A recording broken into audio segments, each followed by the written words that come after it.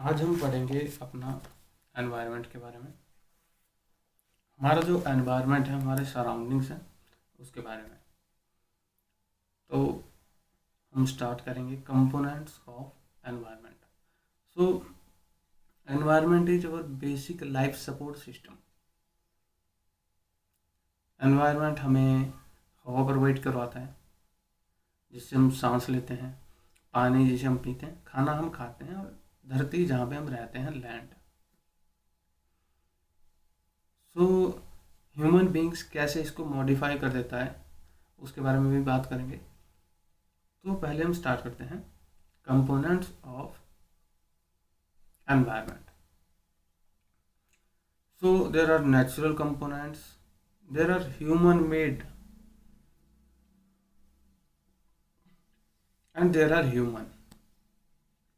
अब देखिए, natural components में आपके आगे एयर, वाटर, लिविंग थिंग्स जैसे कि बायोस्फीयर हो गया, बहुत सारे लिविंग ऑर्गेनिजम्स, और land. Land means lithosphere. Air आपका एटमोस्फेयर, वाटर आपका हाइड्रोस्फेयर, लैंड आपका lithosphere, and living wings means biosphere. यानी कि पानी पीने पीने के लिए, एयर सांस लेने के लिए, लैंड रहने के लिए, और लिविंग थिंग्स हमारा जो लाइफ है उसको चलाने के लिए। ये हो गए नेचुरल। अब नेक्स्ट है ह्यूमन मेड। ह्यूमन मेड हो गए बिल्डिंग्स, पार्क्स, ब्रिजेस, रोड, कारखाने, मोनूमेंट्स हो गए। और थर्ड आ गए human. Human is also component of environment, in which case देखिए, individual human, family, community, religion, educational, economic और पॉलिटिकल सिचुएशन, ये सारे एनवायरनमेंट बनाते हैं। ये सारे एनवायरनमेंट के कंपोनेंट्स हैं। तो मेनली थ्री हैं, natural, human made and human. अब इसके जैसे ब्रॉडली इनको क्लासीफाई हम दो टाइप में कर सकते हैं। देखिए, एक हो गए बायोटिक, एक हो गए abiotic. Biotic means the world of living organisms, जैसे कि प्लांट्स हो गए, एनिमल्स हो गए। अबायोटिक हो गए जैसे world of non living elements, जैसे कि हमारा लैंड हो गया। अब आगे बढ़ते हैं।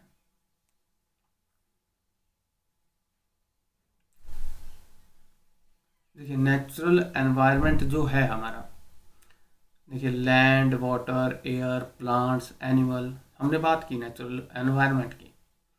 तो इनका ही मतलब हमारा जो होता है वो होता है लिथोस्फेयर, हाइड्रोस्फेयर, एटमॉस्फेयर, बायोस्फेयर, जो हमने लास्ट ईयर में कर दिया है। वाटर हाइड्रोस्फेयर, और living organisms biosphere, land lithosphere. तो ये सारी चीज़ें हम कर चुके हैं। अब आगे बढ़ते हैं। अब बात हमने लिथोस्फेयर की। लिथोस्फेयर होता है सॉलिड क्रस्ट, हमने बहुत अच्छी तरह से किया है, और मुझे नहीं लगता कि करने की ज़रूरत है। नेक्स्ट हो गया, मतलब हाँ, एक चीज़ हमें ऐसे याद करने के लिए अच्छी है कि लिथोस्फेयर जो होता है वो हमें प्रोवाइड करवाता है जैसे जंगल हो गए हमारे, ग्रास लैंड हो गए, घास के मैदान पशुओं को चराने के लिए, खेती के लिए भूमि, ह्यूमन सेटलमेंट्स, और मिनरल्स वेल्थ का भी इससे बहुत निकलती है। तो लिथोस्फेयर है, हमने पढ़ चुके हैं।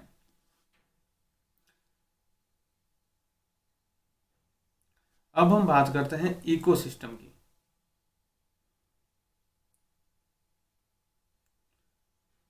तो इकोसिस्टम, देखिए, जैसे हम मनुष्य हैं, हम डिपेंड हैं पशुओं पे। जैसे अगर हमें दूध चाहिए तो, या कोई और चीज़ चाहिए, तो पशुओं पे डिपेंड करते हैं। पशु हम पे डिपेंड करते हैं क्योंकि हम उनको चारा दें तभी वो कुछ सरवाइव कर पाएंगे। वैसे ही अगर हमें दूध चाहिए तो मतलब एक दूसरे की नीड है। और भी बहुत सारी चीज़ों में कुछ भी ले लीजिए, तो ये डिपेंडेंट है, लेकिन वो इंटरडिपेंडेंट है। ठीक है, इंटरडिपेंडेंट यानी कि एक दूसरे के बीच में। तो यही जो चीज़ है ये इकोसिस्टम कहलाता है। अब जैसे आप लार्ज रेन फॉरेस्ट का इकोसिस्टम ले लीजिए, ग्रासलैंड का ले लीजिए, डिजर्ट, माउंटेन, लेक, रिवर, कहीं का भी ले लीजिए, आप पाएंगे कि ये एक इकोसिस्टम है, एक इंटरडिपेंडेंसी है एक दूसरे के लिए। तो ये हमने कर दिया इकोसिस्टम के बारे में।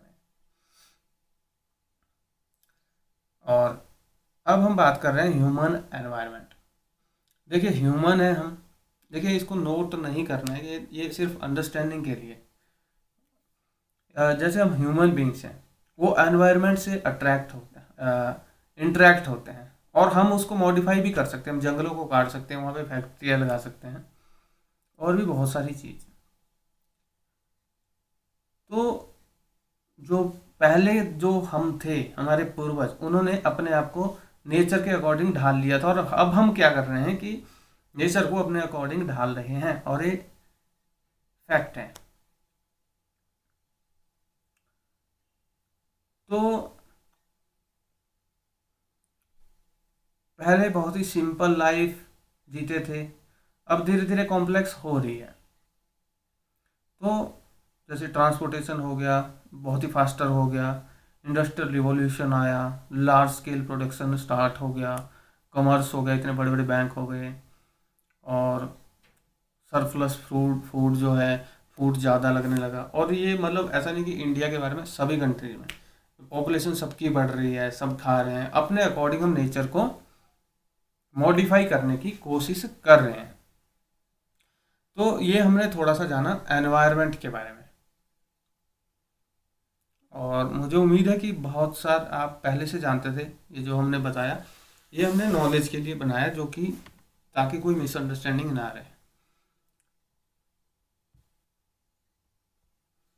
अब हम स्टार्ट करने वाले हैं अपना नेक्स्ट टॉपिक, और वो है इनसाइड आवर अर्थ। हमारे अर्थ में क्या है, इंटीरियर में।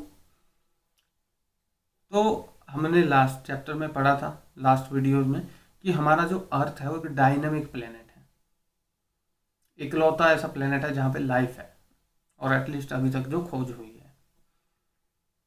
तो इसके अंदर में क्या है, हम उसके बारे में पढ़ेंगे।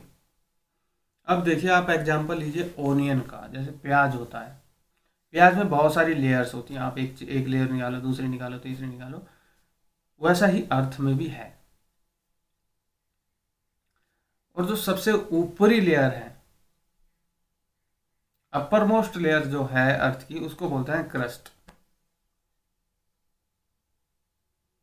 मैं आपको बता दूं कि क्रस्ट मीन्स ये जो धरती है जहाँ पे हम बैठे हैं, ये 35 किलोमीटर तक हो सकती है नीचे को।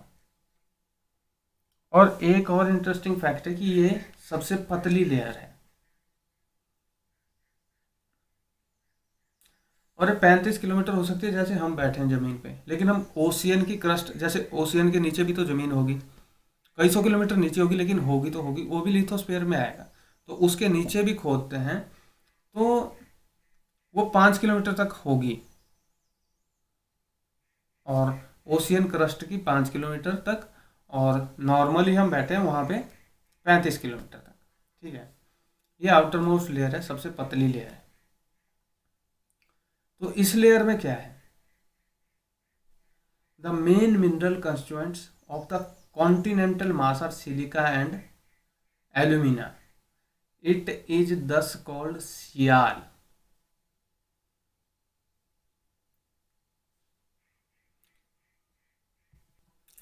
तो कॉन्टिनेंटल क्रस्ट और ओशियानिक क्रस्ट हमने पढ़ लिया।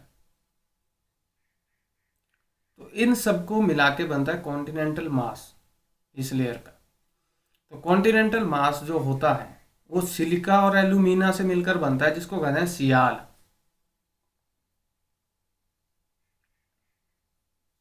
कॉन्टिनेंटल मास यानी कि जो धरती है, और जो समुद्र से नीचे जो है वो बनकर बना होता है सिलिका और मैग्नीशियम से,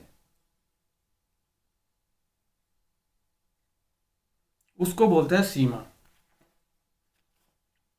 ये चीज आप नोट कीजिए, ये चीज हम नोट करेंगे कि सिलिका प्लस एल्यूमिना,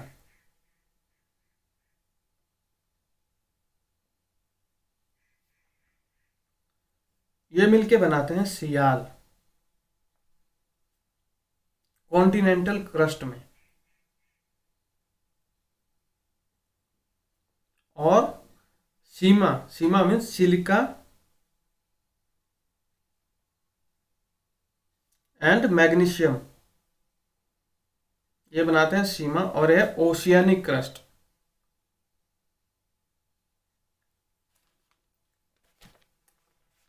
अब हम पहली लेयर हमने पढ़ ली,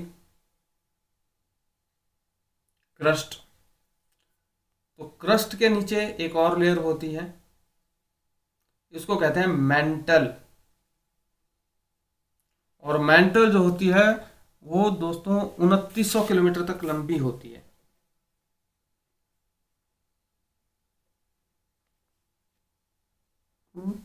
जहाँ पे क्रस्ट हमने देखा था 35 km ओनली, तो मेंटल जो होती है 2900 किलोमीटर क्रस्ट के नीचे होती है।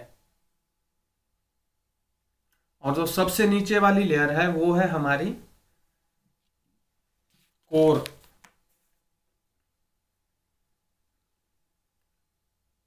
कोर जो होती है उसका जो रेडियस होता है वो लगभग 3500 किलोमीटर होता है। और ये बनती होती है निकल और आयरन से।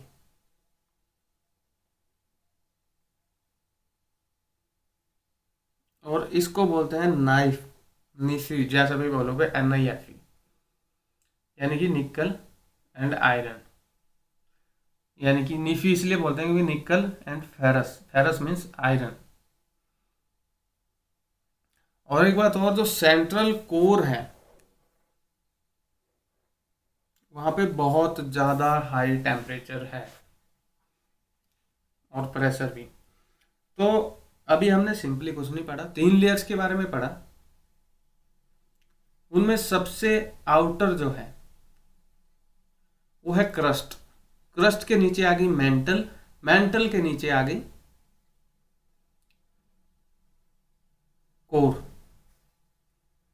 और नीचे को, जैसे फर्स्ट लेयर जो है हमारी क्रस्ट 35 किलोमीटर, मेंटल लगभग 2900 किलोमीटर तक, और कोर जो होती है उसका 3500 किलोमीटर का रेडियस होता है। ये चीज हमारी क्लियर होगी। रॉक एंड मिनरल्स की बात करते हैं हम। तो अर्थ का जो क्रस्ट है, क्रस्ट मीन्स सबसे ऊपर वाली लेयर जहां पे हम बैठे हैं, क्रस्ट हमारा बना होता है अलग अलग टाइप की रॉक्स का।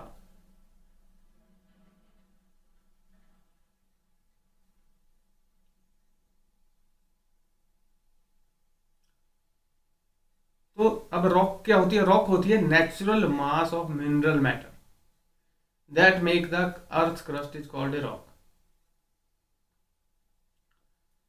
अब हम रॉक के बारे में बात करते हैं। रॉक 3 टाइप की होती हैं।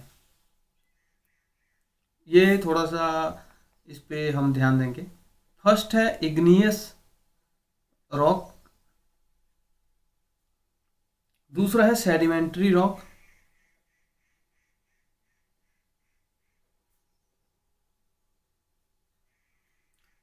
और तीसरा है metamorphic rocks.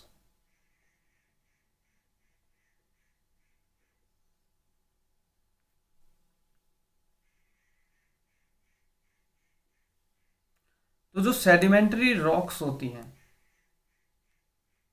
Sorry, first rock थी हमारी इग्नियस रॉक। अब हम इनके बारे में पढ़ेंगे। देखिए, जब धरती से लावा निकलता है वो बाहर आके ठंडा हो जाता है, वो सॉलिड हो जाता है, तो उससे जो रॉक बनती है उसको उनको कहते हैं इग्नियस रॉक्स। आई होप ये सब चीज क्लियर है अभी। दूसरी रॉक है सेडिमेंट्री रॉक्स।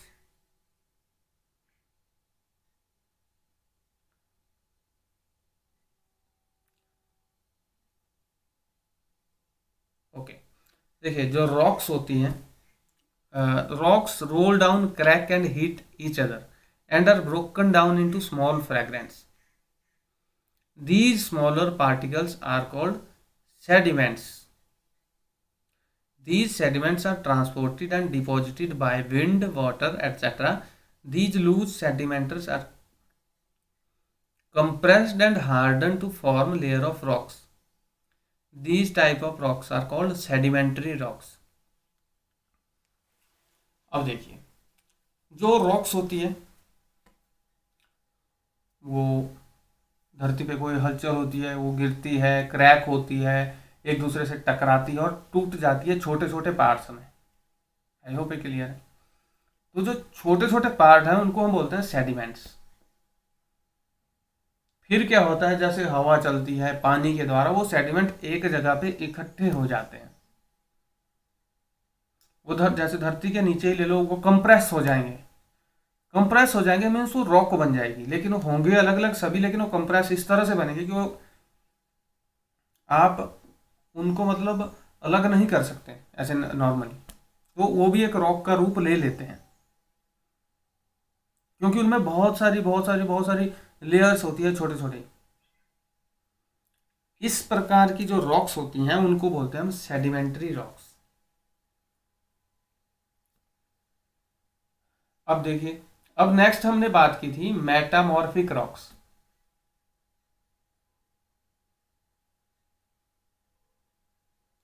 जो देखिए मेटामॉर्फिक रॉक्स होती हैं, तो जो इग्नियस रॉक हो गई और सेडिमेंट्री रॉक्स हो गई आपकी, तो ये दोनों मेटामॉर्फिक रॉक्स जो होती हैं उसके रूप में चेंज हो सकती हैं। क्या कब?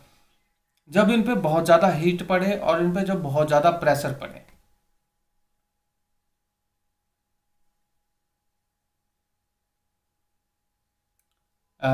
फॉर एग्जाम्पल मैं आपको देता हूँ, जैसे क्ले है, क्ले स्लेट बन जाता है, और लाइमस्टोन जो है वो मार्बल बन जाता है। अब देखिए एक एग्जाम्पल के द्वारा समझते हैं। पहली हमने बात की इग्नियस रॉक्स, नॉर्मल रॉक्स, लावा बाहर निकलता है, वो ठंडा हो जाता है, सॉलिड हो जाता है, जो रॉक्स बनती हैं। अब देखिए लावा, आप ऐसा मत समझिए कि लावा की जो रॉक्स होती हैं वो अलग होती हैं। जरूरी नहीं कि सारी रॉक्स लावा से ही बनी हैं। जो नॉर्मली जो रॉक्स बनती हैं उनको इग्नियस रॉक बनते हैं बोलते हैं। लावा बाहर निकलता है, ठंडा हो जाता है, जो सॉलिड हो गया वो रॉक हो गई। अब इसी साइकिल में आगे बढ़िए, और कुछ परिवर्तन हुआ धरती पे, रॉक्स आपस में टकराई, कुछ भी हुआ, छोटे छोटे टुकड़े हो गए, ठीक है, वो बन गए सेडिमेंट्स।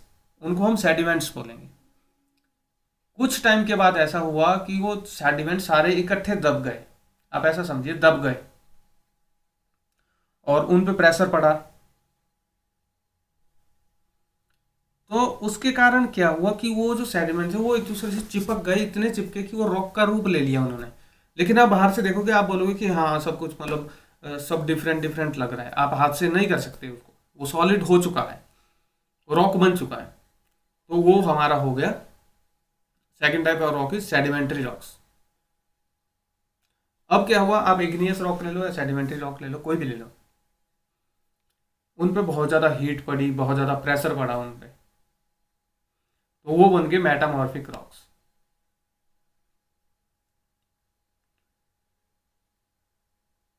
जैसे कि लाइमस्टोन है, लाइमस्टोन मार्बल में कैसे बनता है?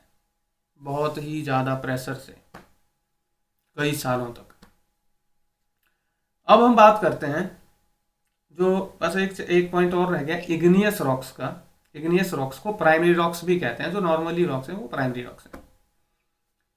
दो प्रकार की इग्नियस रॉक्स होती हैं, इंट्रूसिव रॉक्स और एक्सट्रूसिव रॉक्स।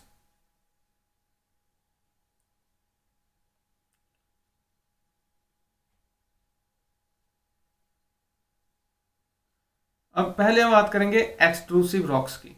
लावा बहुत गर्म है, वो अंदर से निकला वोल्केनो से, तो फिर क्या हुआ कि वो जो लाल लावा बहता बहता चला गया, सरफेस पे आ गया इंटीरियर से, ये जल्दी से ठंडा हो गया और ये सॉलिड बन गया।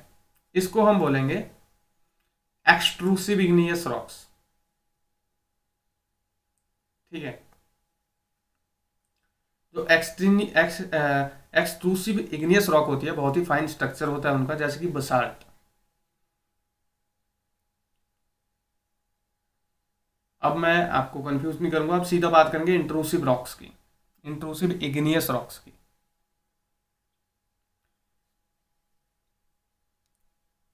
ऐसा होता है कि लावा अंदर से निकला इंटीरियर से, लेकिन वो बाहर पहुंच ही नहीं पाया, क्रस्ट पे नहीं पहुंच पाया, वो अंदर ही कूल डाउन हो गया। क्योंकि हमने बात की कि 3 लेयर होती है एनवायरनमेंट की, तो क्रस्ट के नीचे मेंटल, मेंटल के नीचे कोर होता है, तो नीचे से निकलते टाइम वो अंदर ही दब के रह गया, लावा अंदर ही सॉलिड बन गया। तो उस टाइप की जो रॉक्स होती हैं उसको बोलते हैं इंट्रूसिव इग्नियस रॉक्स। आपका ग्रेनाइट जैसे हो गया। आई होप ये चीज क्लियर हो चुकी है।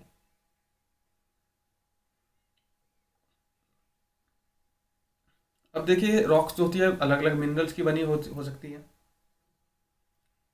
और मिनरल ह्यूमन काइंड के लिए बहुत ही इंपॉर्टेंट है। लेकिन हमारा जो मेन मोटो था रॉक्स का हमने कर लिया, अब थोड़ा सा और करेंगे।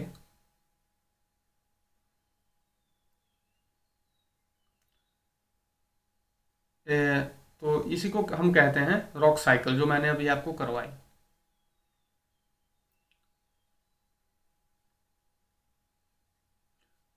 और मिनरल्स हमारे लिए इंपॉर्टेंट है। मिनरल कौन से, जैसे कोल हो गया, नेचुरल गैस, पेट्रोलियम हो गया, और आयरन, एल्यूमिनियम, गोल्ड, यूरेनियम, तो ये सारे मिनरल्स हैं, मिनरल्स हमारे लिए इंपॉर्टेंट है। और रॉक्स मिनरल की बनी हुई हो सकती है, ये चीज़ हमने कर दी। तो हमने अभी जो चैप्टर किया, वो टॉपिक किया वो है इनसाइड आवर अर्थ।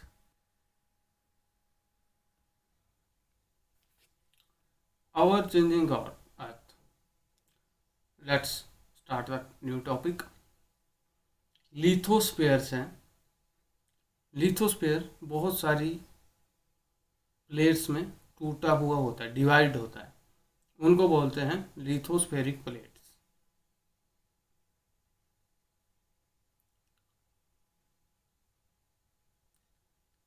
ये जो प्लेट्स हैं, आपको हैरानी होगी कि ये आपस में हिलती भी हैं थोड़ी थोड़ी।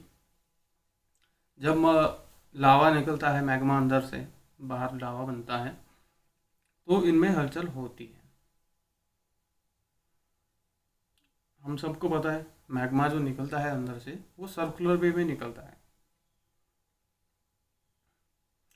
तो जब इन प्लेट्स में चेंज होता है तो वो धरती के सरफेस पे भी चेंज होता है। तो जो अर्थ की जो मूवमेंट्स है उनको हम डिवाइड करते हैं फोर्सेस के आधार पे, कौन सी फोर्स लगी है। देखिए जो फोर्सेस हैं, जो अंदर से अगर लगी है, सरफेस के अंदर से, इंटीरियर से फोर्सेस लग रही है उस, और अर्थ के सरफेस में चेंज कर रही है, उसको हम बोलेंगे एंडोजेनिक फोर्सेस। और जो बाहर से ही फोर्स, जैसे सरफेस से कोई फोर्स लगी है, उसको बोलते हैं एक्सोजेनिक फोर्सेस। अब इसका हम एग्जाम्पल से समझते हैं। देखिए अर्थ में मूवमेंट होती है एंडोजेनिक, एक्सोजेनिक। तो एंडोजेनिक फोर्सेज होगी जैसे कि अर्थक्वेक, वोल्केनो, लैंडस्लाइड्स, और डायस्ट्रॉफिक फोर्सेज, बिल्डिंग माउंटेन्स। ये सारी एंडोजेनिक फोर्स है, मतलब अंदर से बन रहा है। कभी कोई हिस्सा नीचे धंस रहा है, कभी बाहर निकल रहा है, कोई माउंटेन बन रही है, कोई प्लेन बन रहा है। तो अभी ऐसा कहा जाता है कि जो प्रशांत महासागर है, पहले कभी वहां पे लैंड था, वहां पे सिविलाइजेशन थी, और जहां पे हम हैं वहां पे पानी था, पानी के नीचे डूबा हुआ था ये सारा जगह। और अब हम बात करते हैं एक्सोजेनिक फोर्सेस, जैसे इरोजनल एंड डिपोजिशनल। कहीं से कोई इरोजन चल रहा है, कोई पहाड़ी को खोदा जा रहा है, बहुत ज़्यादा खोद रहे हैं, या कहीं पे कोई कचरा डाल रहा है, या कुछ भी चीज़ें जैसे डंप की जा रही है।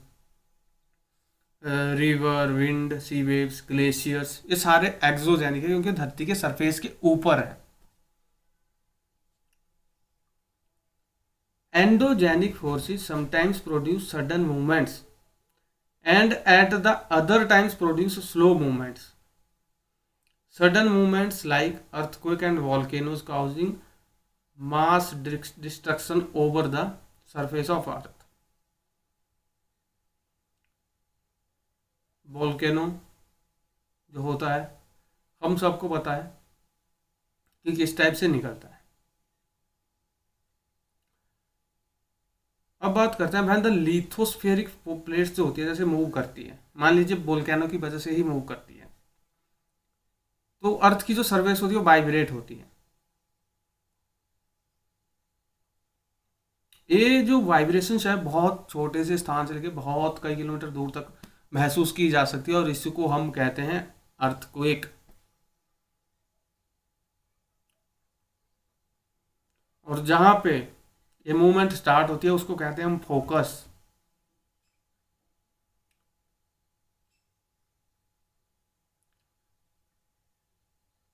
और फोकस जो होता है वो धरती के नीचे होता है ऑफ कोर्स अर्थक्वेक का, मतलब कहाँ पे ये मूवमेंट स्टार्ट हुई थी। तो उस फोकस के ऊपर सरफेस के अबव जो प्लेस होगा उसको बोलते हैं एपी सेंटर। तो ऐसा होता है कि जहाँ पे एपी सेंटर हो उसके आसपास ज़्यादा तबाही होती है एज कम्पेयर टू जो प्लेसेस के दूर हैं वहाँ पे, क्योंकि ये जो वेव्स होती है कम होती जाती है।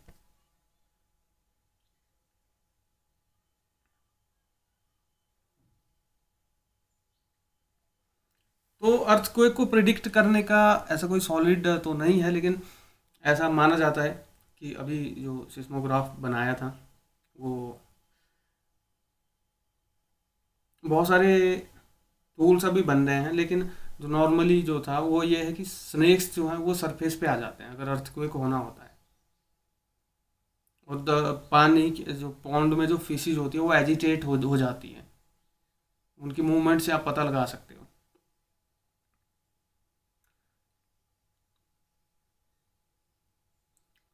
अब बात करते हैं major land forms.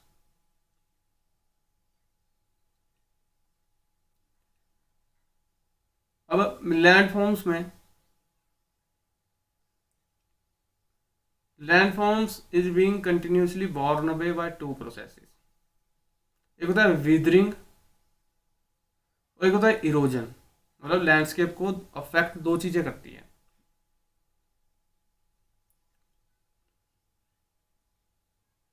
Withering is breaking up of rocks on earth surface,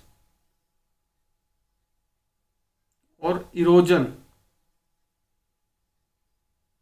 is the wearing away of landscape by different agents like water, wind, ice. Erosion material is carried away and transported by water and eventually deposited.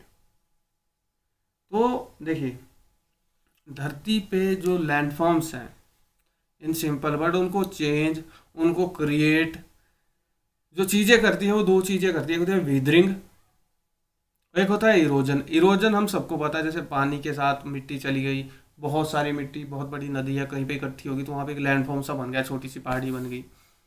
और दूसरा है weathering. Weathering means जो अर्थ के surface पे जो rocks हैं, चट्टाने हैं, वो ब्रेक हो गई यानी या उनको ब्रेक कर दिया। तो वहाँ पे भी पहले पहाड़ी थी सारी चट्टानों की, वहाँ पे ब्रेक कर दिया, वहाँ पे प्लेन बन गया, तो उसको बोलते हैं वीदरिंग।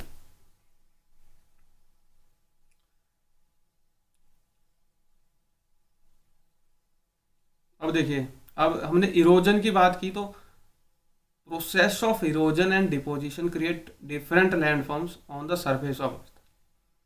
और उनमें से फर्स्ट है फर्स्ट हम डिस्कस करेंगे वर्क ऑफ रिवर। रिवर का रनिंग वाटर है वो लैंडस्केप को चेंज करता है, वो चीज़ें एक से दूसरी जगह पहुंचा देता है।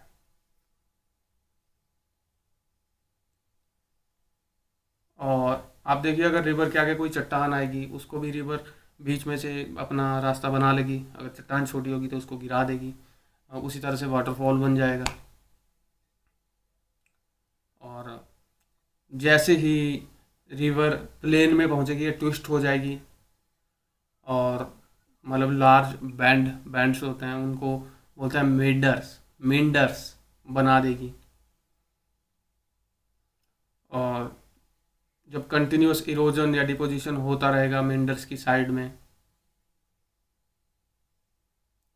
तो मेंडर लोग कट ऑफ हो जाएंगे। तो वो फिर ऐसा होगा कि वो लेक को ही कट डिवाइड कर देंगे, कट कर देंगे।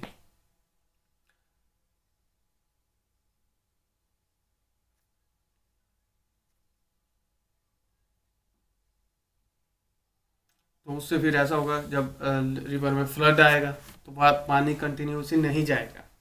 इसका रीजन ये होगा कि जो सामने वाले एरियाज होंगे वहां पे बाढ़ आ जाएगी।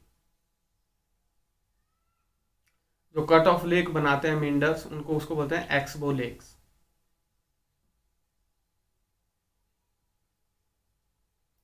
लेकिन इसका फायदा ये भी है कि जो रिवर जो मिट्टी अपने साथ लाती हैं वो कई बार मिनरल वाली मिट्टी होती है। उसके साइड में नदी की साइड में आप देखोगे कि उपजाऊ मिट्टी बहुत होती है। तो वो ऐसा होता है कि जैसे पहाड़ों से मिट्टी चली गई प्लेन्स में, वहाँ पे बनी गई, तो जो फर्टाइल फ्लूड प्लेन बना देती है वो। इसके अलावा जो नदी के जो रेज्ड बैंक्स हैं उनको बोलते हैं लीव्स। बैंक्स मीन्स किनारे।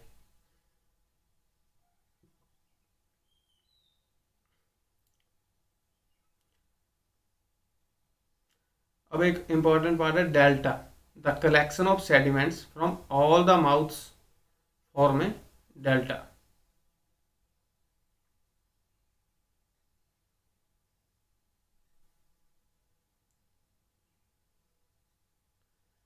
अब इसमें यह है कि as the river approaches the C,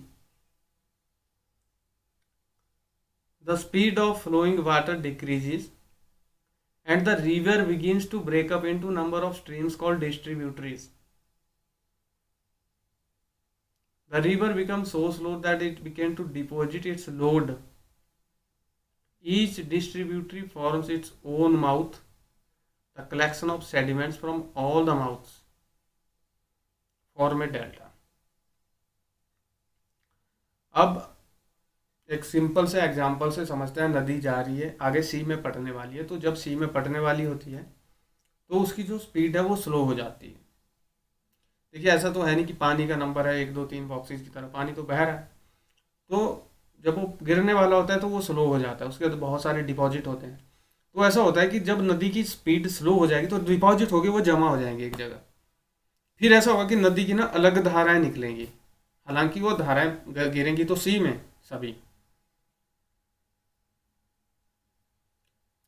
depository और ट्रिब्यूटरी दो डिफरेंट वर्ड है। ट्रिब्यूटरी मीन्स कोई नदी पीछे से आ रही है, एक नदी में मिल रहा है, बड़ी नदी आगे मिलकर चल रही है, और वो होता है ट्रिब्यूटरी। ट्रिब्यूटरी। और यहाँ पे जो हमने बात की डिस्ट्रीब्यूटरी मीन्स एक नदी से बहुत सारी धाराएं निकल रही है, उन सबको डिस्ट्रीब्यूटरीज बोल रही हैं। लेकिन यहाँ पे ऐसा होता है कि जो भी डिस्ट्रीब्यूटरीज जो निकलती हैं, तो मैदान से जो भी मटेरियल लाई होती है वो वहाँ पे जमा होने लगता है, क्योंकि पानी की स्पीड कम हो गई है। तो पानी क्या होता है कि साइड से निकलने की कोशिश करता है, जो नॉर्मल नेचर है पानी का, और जगह मिल जाती है तो चला जाता है। तो उसी को माउथ ऑफ रिवर बोलते हैं, जहाँ पे वो गिरने वाली होती है समुद्र में, सी में। वहां पे मटेरियल जमा हो जाता है, उसको कहते हैं डेल्टा। अब हम बात करेंगे वर्क ऑफ सी वेव्स।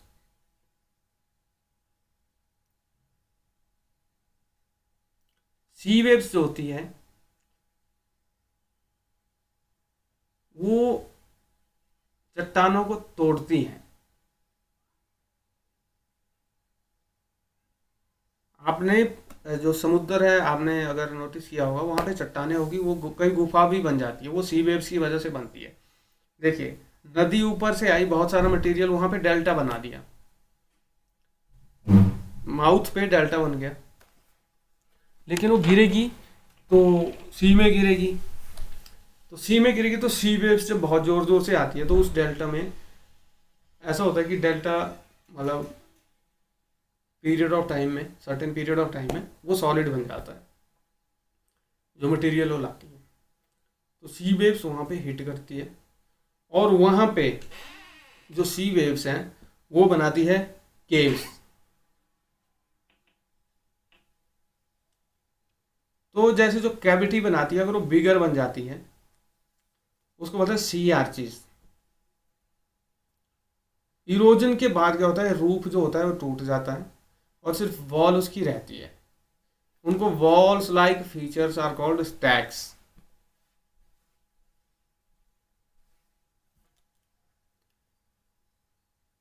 इसके अलावा इसको थोड़ा सा सिंपल तरीके में समझते हैं। जो समुद्री तरंग होती है, जो स्थलाकृतियां बनी होती है, वो उन स्थलाकृतियों से, जो सैलें होती हैं, चट्टानें होती हैं, उनसे टकराती हैं और दरारें विकसित करते हैं। समय के साथ ही दरारें चौड़ी हो जाती है, इसको समुद्री गुफा कहते हैं। तो जैसे बड़ी बड़ी गुफाएं बन गई तो फिर ऐसा होता है कि पानी के बहाव के कारण उनकी छत टूट जाती है और सिर्फ छत ही बचती है। उसको बोलते हैं तटीय मेहराब इन हिंदी। और जो दीवार जैसी आकृतियां बच जाती है, सिर्फ दीवार जैसी आकृतियां बनती है, उनको बोलते हैं स्टैक। अब बात करते हैं ग्लेशियर्स जो होते हैं उनके क्या कार्य होते हैं। ग्लेशियर्स और हिमानी, आपको पता है कि बर्फ की नदी हैं, नदियां होती हैं, और जो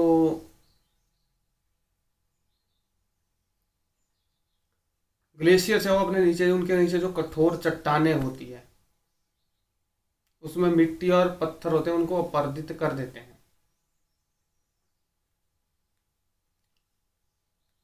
और जैसे जगह खाली हो जाती है तो फिर ऐसा होता है कि वहाँ पे पानी भर जाता है नीचे, क्योंकि पत्थर तो नीचे से निकल जाते हैं और वो झील बन जाते हैं।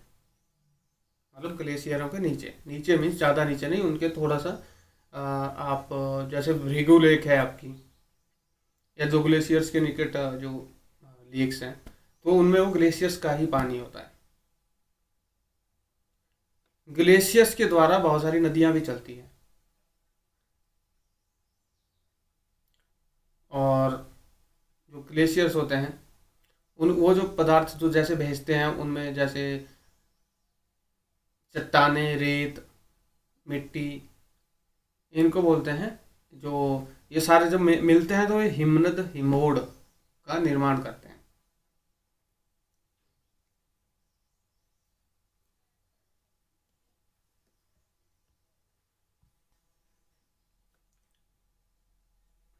अब हिमनद, हिमोड जो होते हैं उनको कहते हैं ग्लेशियल मोरेन्स, जो फॉर्म करते हैं, जो डिपॉजिट्स होते हैं। तो सिंपल सी बात है, glaciers are river of ice which to erode the landscape by building build jogging soil and stones to expose the solid rock below। और ग्लेशियर वहाँ पे गड्ढे खड़े कर देते हैं, वहाँ पे पानी भरता है, उनको ब्यूटीफुल लेक्स वहाँ पे बन जाती है, और जो मटेरियल जो बाहर निकलता है वो ग्लेशियल मोरेन्स बनाता है। अब बात करते हैं कि विंड जो होती है, विंड क्या करती है। आप कभी डिजर्ट में आप अगर चेक करोगे तो वहाँ पे विंड चलती है, तो वहाँ पे मतलब एक्टिवली महसूस होता है, वहाँ पे जान भी जा सकती है। तो डिजर्ट में जो एक्टिव एजेंट है डिपोजिशन और इरोजन का, वो विंड है। आप देखोगे कि मशरूम की तरह वहाँ पे आकृतियाँ बनी होती है, उनको बोलते हैं मशरूम रॉक्स। ये बात कर रहे हैं हम रेगिस्तानों की। ये सब विंड ने ही किया होता है। विंड ने क्या किया होता है, उनका जो ऊपरी पार्ट होता है वो तो सॉलिड रहता है, लेकिन जो नीचे का पार्ट है वो विंड से बह जाता है और वो मशरूम की तरह बन जाता है। विंड जो होती है वो लैंड को, सॉरी सॉइल, सैंड को इधर से उधर करती रहती है, और जब ये स्टॉप करती है, मतलब हवा चलनी बंद हो गई, तो वहाँ पे स्ट्रक्चर बन जाते हैं, उनको बोलते हैं सैंड ड्यूज।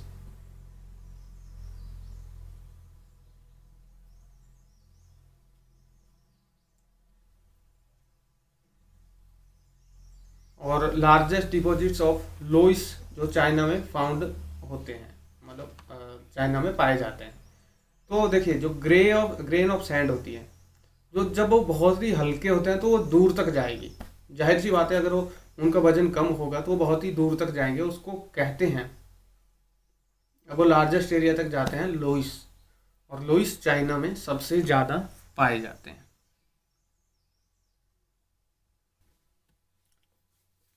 अब हम पढ़ेंगे एयर के बारे में। हमारी अर्थ जो है सराउंडेड है एयर के द्वारा, उसको हम एटमॉस्फेयर कहते हैं। तो अब हम बात करेंगे कंपोजिशन ऑफ एटमॉस्फेयर की। एटमॉस्फेयर में सबसे ज़्यादा जो गैस है, क्योंकि एयर में गैसेज ही हैं, और सबसे ज़्यादा नाइट्रोजन है और सबसे कम कार्बन डाइऑक्साइड है। नाइट्रोजन 80% यानी कि 78% है। कार्बन डाइऑक्साइड 0.03% है। ऑक्सीजन 21% है और बाकी 0.4%, आर्गन 0.93%। तो आप देख लीजिए कि नाइट्रोजन 78%, लगभग 80%, ऑक्सीजन 21%, 78 + 21 99% नाइट्रोजन और ऑक्सीजन सिर्फ दो गैसेज हैं हमारे एनवायरनमेंट में। और इसमें अब बाकी ले लीजिए आर्गन 0.93%, कार्बन डाइऑक्साइड 0.03%, यानी कि 93, 96, ऑल अदर 0.04% यानी कि 100, पूरा एक बन गया, 1% बाकी है।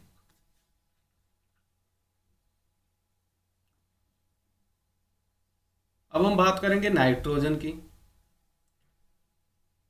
जब हम इनहेल करते हैं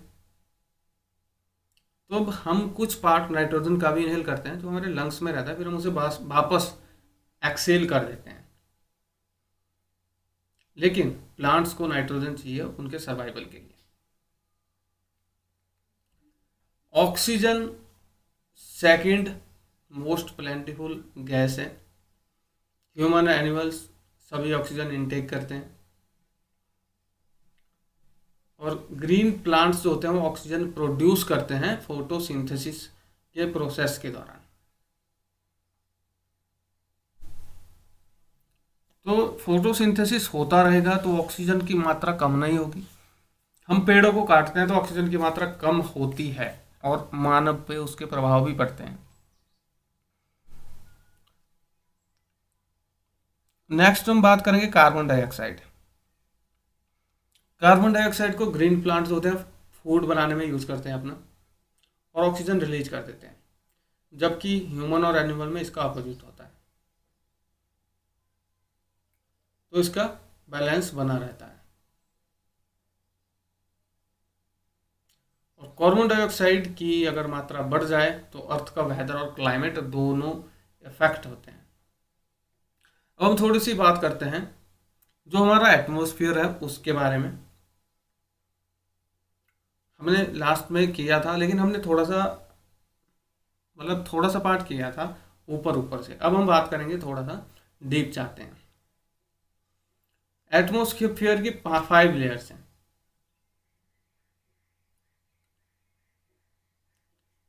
एटमॉस्फेयर मीन्स गैसों की 5 लेयर हैं हमारी पृथ्वी में।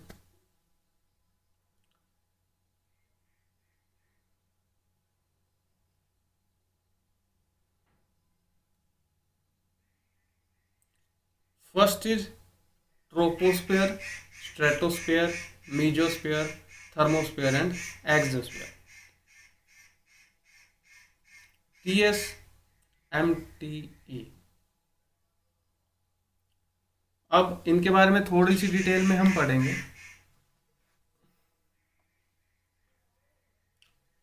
ट्रोपोस्फेयर बहुत ही इंपॉर्टेंट लेयर है। 13 किलोमीटर ऊपर तक जहां पे हम बैठे हैं उसके 13 किलोमीटर ऊपर तक ट्रोपोस्फेयर होती है।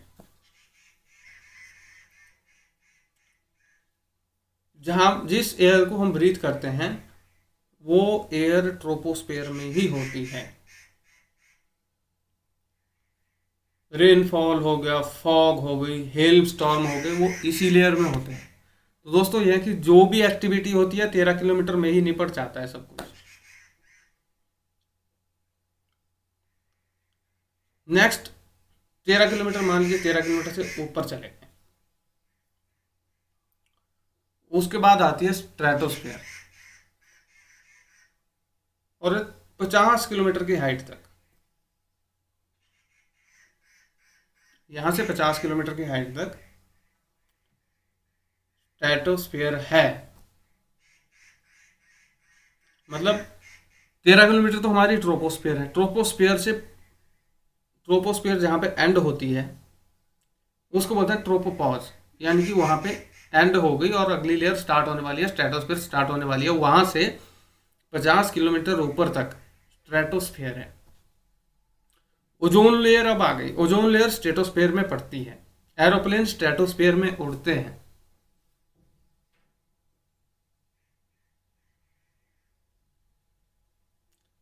और यहाँ पे लगभग बादल और एनवायरनमेंट फिनोमिना जैसे वेदर फिनोमिना ऑलमोस्ट नहीं है। वो सारा इंतजाम ट्रोपोस्फेयर में हो जाता है। तो स्ट्रेटोस्फेयर में जो प्लेन ज़्यादातर उड़ते हैं स्ट्रेटोस्फेयर में, उसके ऊपर हम चले चले जाते हैं। अब फिर से स्ट्रेटोस्फेयर के ऊपर फिर से स्ट्रेटोपॉज आ गया, वहाँ पे कुछ नहीं है। स्ट्रेटोपॉज के ऊपर फिर आ गया मीजोस्फेयर, और ये 80 किलोमीटर तक, यानी कि 50 किलोमीटर जो स्ट्रेटोस्फेयर है, उसके बाद स्ट्रेटोपॉज आता है, वहाँ से 80 किलोमीटर ऊपर तक मीजोस्फेयर जाती है। जो आपने सुना होगा कि मिटरॉइड धरती की तरफ आया और ऊपर जल गया, तो वो जलते हैं मीजोस्फेयर में। अगर मीजोस्फेयर में मिटरॉइड नहीं जले तो नीचे वो नहीं जलेंगे।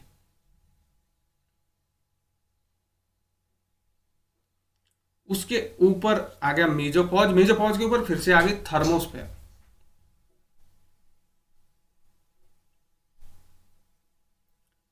थर्मोस्फेयर में ऐसा होता है कि जैसे जैसे ऊपर जाते हैं टेम्परेचर ज़्यादा होता जाता है बहुत। मीजोस्फेयर जो थर्मोस्फेयर है, वहाँ पे एक है आयनोस्फेयर, और ये 80 से 400 किलोमीटर तक इसकी हाइट होती है। मीजोस्फेयर के मीजोपॉज के ऊपर 80 से 400 किलोमीटर थर्मोस्फेयर है। अब ये लेयर क्या करती है, देखिए ये layer helps in radio transmission. जो रेडियो वेव्स होती है, रेडियो हम सुनते हैं, तो रेडियो वेव्स जो होती है, जो अर्थ से ट्रांसमिट होती है और वापस अर्थ पे जो रिफ्लेक्ट की जाती है, वो इस लेयर पे की जाती है, आइनोस्फेयर। उसके ऊपर आती है एक्सोस्फेयर। यहाँ पे हाइड्रोजन है, हीलियम है, ये फ्लोट करती रहती है स्पेस में, और बहुत ही थिन लेयर है यहाँ पे। तो ये 5 लेयर हमने पढ़ी, और 5 लेयर में है TSMT E। TSMT E आप कोई भी कुछ भी शॉर्टकट बना सकते हो, मेन है कि याद रहना चाहिए।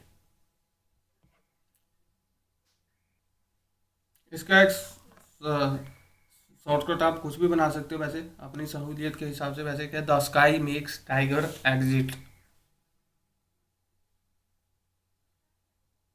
और the sky makes temperature exit, ऐसे करके। लेकिन ये याद रखना है कि पहली जो जो थर्मोस्फेयर है वो एक्सोस्फेयर के पीछे आती है, और सबसे पहली जो लेयर आती है वो ट्रोपोस्फेयर है। और एक बात और याद रखनी है, लिथोस्फेयर के ऊपर है ये। जो लेयर ऑफ एटमोस्फेयर की बात करते हैं सिर्फ गैसेज स्टेट है, लिथोस्फेयर इज सॉलिड पार्ट।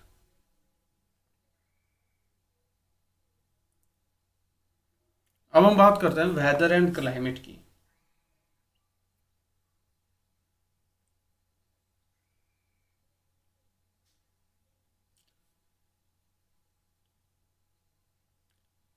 तो जो क्लाइमेट है, देखिए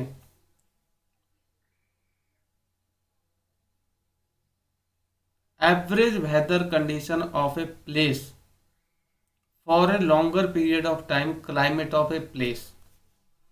अब देखिए वेदर तो हो गया मतलब जो ब्रॉड सेंस में जितना भी है पूरे अर्थ में। अब ऐसा नहीं कहते मतलब देखिए, आप चले जाओ लाहौल स्पीति, वहाँ पे बहुत ठंड पड़ती है, तो आप ये बोलोगे कि वहाँ का जो क्लाइमेट है वो बहुत ही ठंडा है। आप ये नहीं बोलोगे कि वहाँ का वेदर बहुत ही ठंडा है। वेदर ऐसा हो सकता है कि वहाँ का वेदर खराब है, बारिश हो रही है, लेकिन आप जब क्लाइमेट करोगे तो एक कांस्टेंट मतलब वो चीज़ वहाँ पे है, लंबे समय से है, तो उसको बोलोगे आप क्लाइमेट। और वेदर जो है, वेदर हावर टू हावर और day to day condition of the atmosphere. देखिए, एटमोस्फियर ब्लैंकेट ऑफ एयर, जो जो भी है एयर, ब्लैंकेट ऑफ एयर जिसको कहते हैं, वो एटमोस्फियर है। एटमोस्फियर में जो क्लाइमेट है, climate means constant position of weather. Climate is also means weather is also part of climate.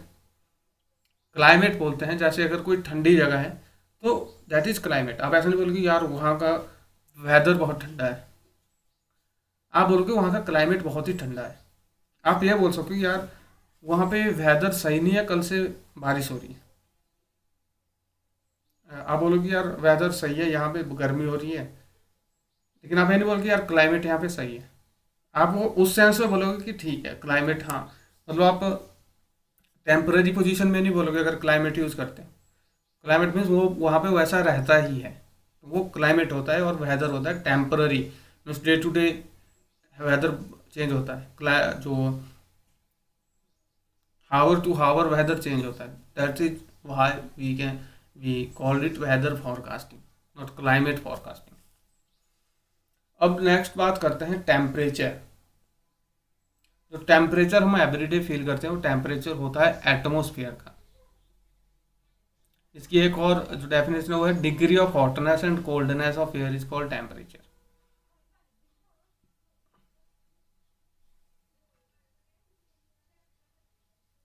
जो इम्पोर्टेंट फैक्टर है इसका वो है इंसोलेशन। अब इंसोलेशन क्या होता है? Insolation is the incoming solar energy intercepted by the earth. जो सोलर एनर्जी आ रही है सन से,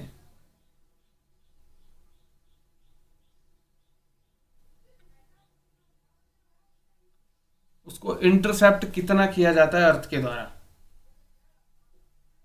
ग्रहण करती है अर्थ सोलर एनर्जी जो आ रही है। अब अमाउंट ऑफ इंसोलेशन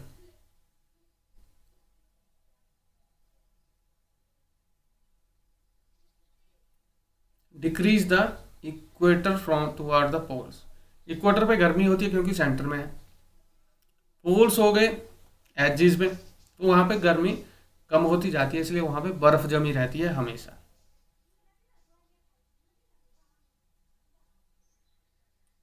और टेम्परेचर डिक्रीज होता जाता है।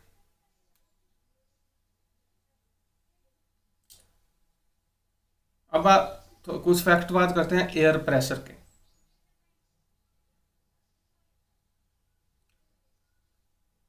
तो हम सबको एयर प्रेस करती है, हमें महसूस नहीं होता है क्योंकि एयर चारों तरफ से प्रेस करती है। तो एयर प्रेशर है pressure exerted by the weight of air on earth surface, that is air pressure. जैसे हम थोड़ा सा ऊपर जाते हैं, मान लो हम एग्जोस्फीयर पे पहुंच जाते हैं, वहां पे प्रेशर नहीं होगा, बहुत ही कम होगा और आप मतलब महसूस ही नहीं करोगे। जैसे जैसे धीरे धीरे आप ऊपर जाओगे, ट्रोपोस्फेयर से ऊपर जाओगे, मीजोस्फेयर पे चले जाओगे, तो आपको महसूस होगा जैसे आप चांद पे जाते हो तो उड़ने लग जाते हैं, अगर मतलब वहाँ पे थोड़ा सा जंप मार के चलना पड़ता है ऐसे कुछ, वो प्रेशर की वजह से होता है।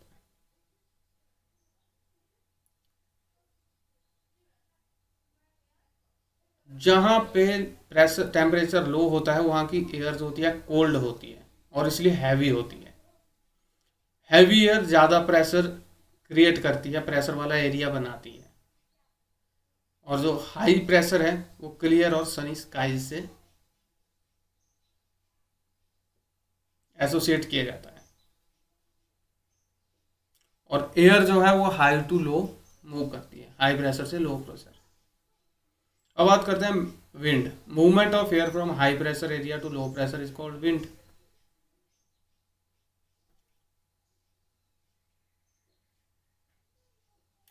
और विंड जो है उनको डिवाइड किया गया है 3 टाइप में। जैसे permanent winds, seasonal winds and local winds. ये थोड़ा सा समझने की बात है। अब परमानेंट विंड्स हो गए। अब परमानेंट विंड्स कौन सी है? जैसे the trade winds, westerlies, easterlies are the permanent winds. These blow constantly throughout the year in a particular direction. पहले इसको पढ़ लेते हैं। Seasonal winds. सीजनल विंड्स जो हैं वो सीजन्स, स्पेसिफिक सीजन में अपनी डायरेक्शन चेंज करती है, जैसे मानसून होता है। लोकल विंड्स, ये वो विंड है जो these blow only during a particular period of day of year in A small area. ठीक है।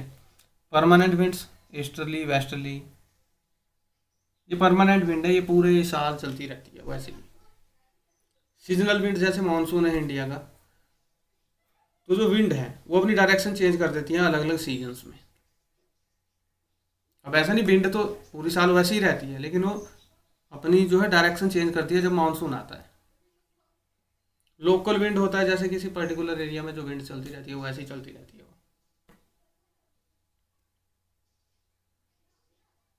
अब साइक्लोन के बारे में बात करते हैं। नेचर्स फ्यूरी, जो उड़ीसा है, ईस्टर्न साउथ कोस्ट पे पड़ता है, ईस्टर्न सी कोस्ट पे पड़ता है इंडिया के। तो वहाँ पे साइक्लोन्स आते रहते हैं जो बंगाल की खाड़ी में से स्टार्ट होते हैं।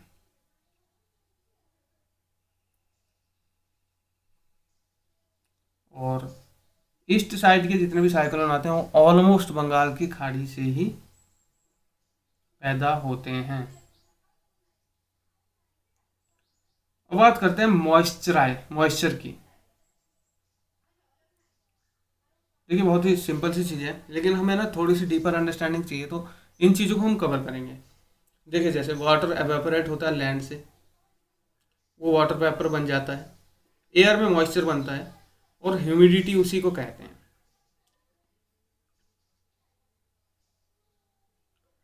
एयर जैसे गर्म होती जाती है सूरज के, तो वो जो वाटर उसने होल्ड किया होता है वो होल्ड नहीं कर पाती है, तो बारिश हो जाती है।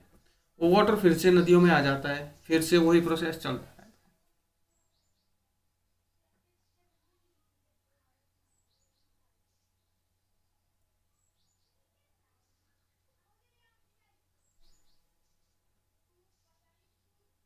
जो ग्राउंड वाटर है धरती पे वो रेनफॉल से ही आता है। अब जो ये मैकेनिज्म है उसके आधार पर 3 टाइप का रेनफॉल होता है। एक होता है कन्वेक्शनल रेनफॉल, एक होता है ओरोग्राफिक रेनफॉल, और एक होता है साइक्लोनिक रेनफॉल। तो जो रेनफॉल है वो प्लांट के सर्वाइवल के लिए बहुत ही इंपॉर्टेंट है। ये धरती पे फ्रेश वाटर को लाता है। देखिए धरती पे बहुत कम वाटर है। जब हम पानी को उबालते हैं, सागर के पानी को, तो वो नमक छोड़ जाता है और पानी ऊपर चला जाता है। ऐसी जैसे गर्मी होती है, बहुत सा पानी सागरों से भी उठता है, नमक नीचे रहता है, तो वो पानी फिर अगर दूसरे एरिया पे बरस जाता है तो वो नमकीन पानी नहीं होगा, वो एकदम साफ पानी बरसेगा धरती पे।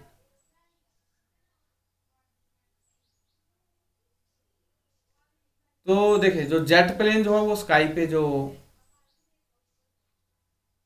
उड़ते हैं, तो एक वाइट ट्रेल उनके पीछे हम देख सकते हैं, तो वो मॉइस्चर है दोस्तों।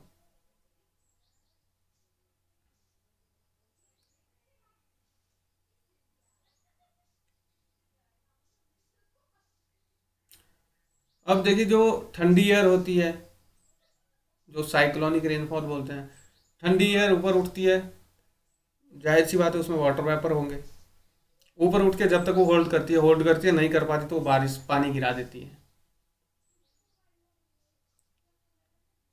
उसको कहते हैं साइक्लोनिक रेनफॉल।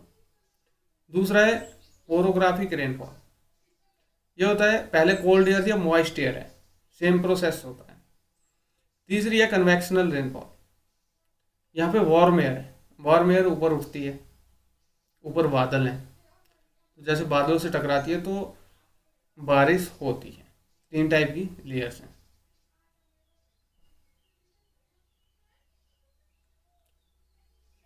अब यहाँ पे क्वेश्चन उठता है कि ऐसी कौन सी लेयर है जो हमें सूरज की किरणों, हार्मफुल किरणों से बचाती है, और वो किस एनवायरनमेंट की, एटमॉस्फेयर की किस लेयर में है। बाकी हम नेक्स्ट चैप्टर में